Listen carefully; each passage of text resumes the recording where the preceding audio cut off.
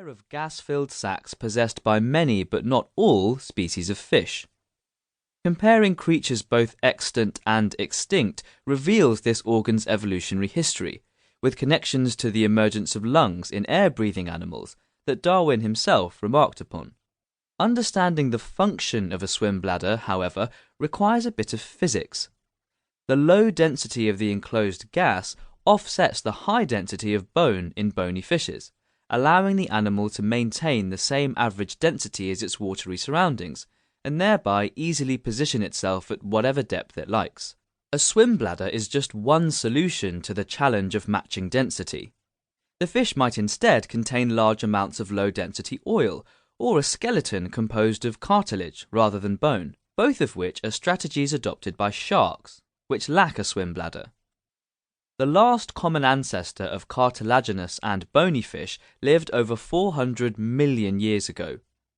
Since then, the distinct evolutionary paths of the two groups have led to different solutions to the shared physical challenges of aquatic locomotion.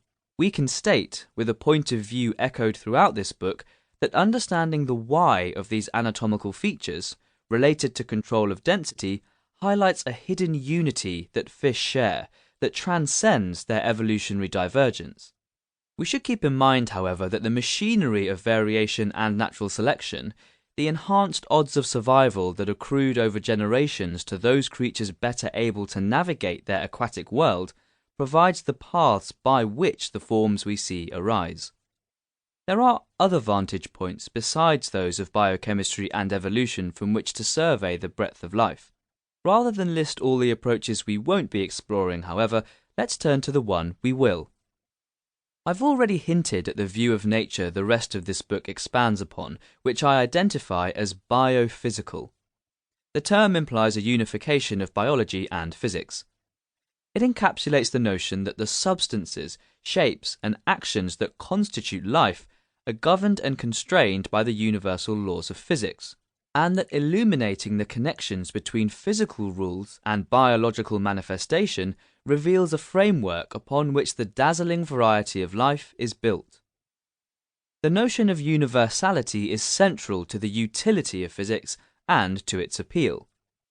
The same principles of gravity apply to an apple falling from a tree and to planets orbiting the sun, and current work aims to further expand this framework to encompass the strange behavior of the quantum world. Biophysics extends to the living world the quest for unity that lies at the heart of physics. To say that living things obey the laws of physics may seem trivial. After all, organisms are made up of the same fundamental particles that make up everything else, and are therefore governed by the same rules.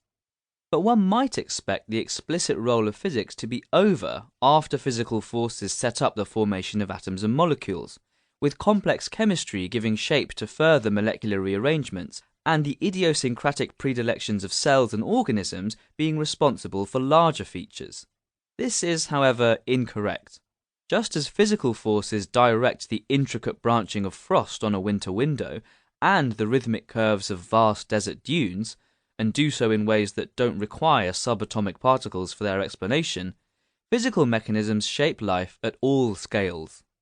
One of the great triumphs of physics, especially over the last half-century, has been an understanding of how broad rules arise in all sorts of natural phenomena, clearing the underbrush of complexity to reveal deep principles. Magnets, for example, become non-magnetic if heated above some specific critical temperature.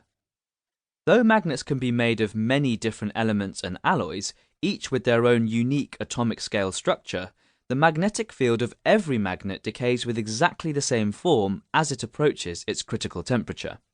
Being a three-dimensional arrangement of interacting atoms, it turns out, suffices to determine the consequences of those interactions, regardless of atomic details. As another example, consider a shaken container of mixed nuts. One typically finds that the larger nuts rise to the top, giving this well-known phenomenon its name, the Brazil nut effect. The effect isn't particular to nuts, of course, and occurs in mixtures of cereal grains, rocks on riverbeds, and any collection of agitated, disordered objects.